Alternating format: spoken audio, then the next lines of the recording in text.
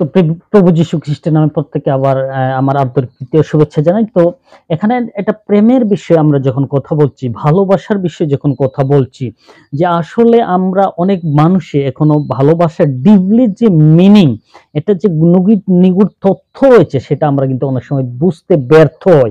সেজন্য আমাদের ক্লিয়ার একটা আন্ডারস্ট্যান্ডিং থাকতে হবে ভালোবাসার যে লাভ শব্দ সম্বন্ধে।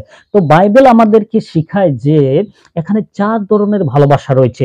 বাইবেলে অনেক পরিষ্কারভাবে এটা লেখা আছে যে লাভ, এটা 4 কাইন্ডস অফ লাভ। এটা আমরা যদিও আমরা সাধারণত আমরা কোনো বাইবেল বাংলা ভাষায় বা আমরা অন্যান্য ভাষায় এটাকে আমরা কখনো ক্যাটাগরি করতে পারি না, বাট ইন দি উইকে আমরা এটা যদি যাই তাহলে আমরা অনেক পরিষ্কারভাবে বুঝতে পারবো দেয়ার আর 4 কাইন্ডস অফ লাভ, সেটা আমরা দেখতে পাবো। তো নাম্বার 1 যদি আমরা দেখি, তাহলে প্রথম যে ভালোবাসা গ্রিক শব্দ থেকে এটা আসে।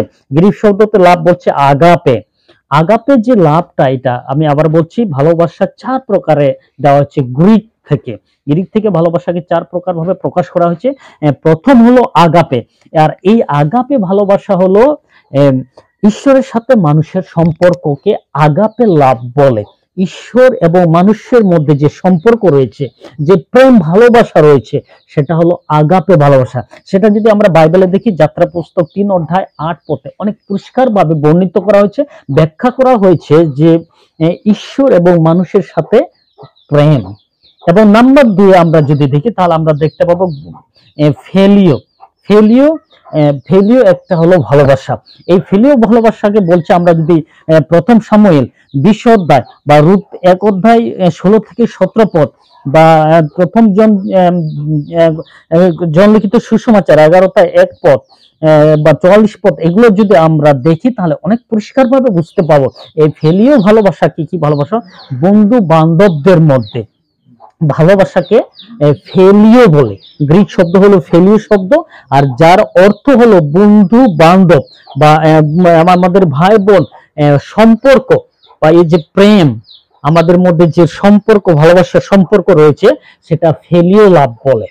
তো এটাও বাইবেলের মধ্যে অনেক পরিষ্কারভাবে ব্যাখ্যা করা হয়েছে এবং দেখানো গেছে যে এটা হলো ফেলিও ভালোবাসা। তাহলে 2 রকমের ভালোবাসা আমরা পরিষ্কারভাবে দেখতে পাচ্ছি। একটা হলো আগাপে, যেটা হলো ঈশ্বরের সাথে মানুষের ভালোবাসা, এবং ফেলিও, যেটা হলো ব্রাদারলি লাভ অর ফ্রেন্ডলি লাভ। এবং 3 নম্বর বলছে এরস। এরস হলো একটা রোমান্টিক লাভ। এটা হলো স্বামী স্ত্রী প্রেম। এটাও আমরা বাইবেলের মধ্যে অনেক পরিষ্কারভাবে দেখতে পাই, যেটা এরস হলো একটা রোমান্টিক ভালোবাসা, যার শুধুমাত্র একটা স্বামী স্ত্রীর ক্ষেত্রে হয়ে থাকে। আর সেটা আমরা যদি দেখি, আদম হওয়ার মধ্যে ভালোবাসা ছিল, আমরা 2 অধ্যায় আদি পুস্তক 2 অধ্যায় 18 থেকে 25 পদ আমরা দেখতে পাই, এবং 16 অধ্যায় 8 পদে আমরা দেখতে পাই। লূক লিখিত 16 অধ্যায় 18 পদে এগুলো আমরা দেখতে পাই যে স্বামী স্ত্রীর ভালোবাসা। আর সেটা 3 নম্বর হলো, আমরা এখন বুঝতে পারতেছি যে এরস যে লাভ রয়েছে, গ্রিক শব্দ থেকে যেটা ক্যাটাগরাইজেশন করা হয়েছে, সেটা হলো এরস, আর সেটা হলো স্বামী স্ত্রীর মধ্যে ভালোবাসা। 4 নম্বর হলো স্টর্গে। স্টর্গে লাভ হলো প্রতিবেশী ভালোবাসা। আমাদের আত্মীয় স্বজনের মধ্যে যে ভালোবাসা রয়েছে, সেই ভালোবাসা হলো স্টর্গে।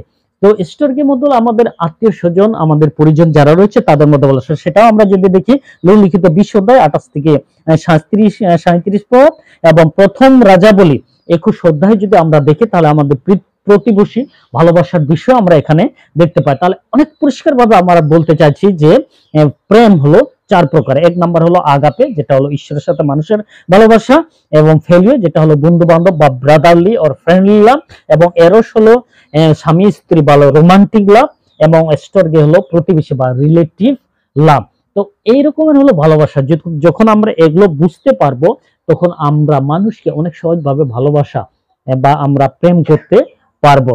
তো আমাদের জানা অনেক প্রয়োজন রয়েছে, কারণ এখানে অনেক কিছু জানার জিনিস রয়েছে আমাদের জীবনে।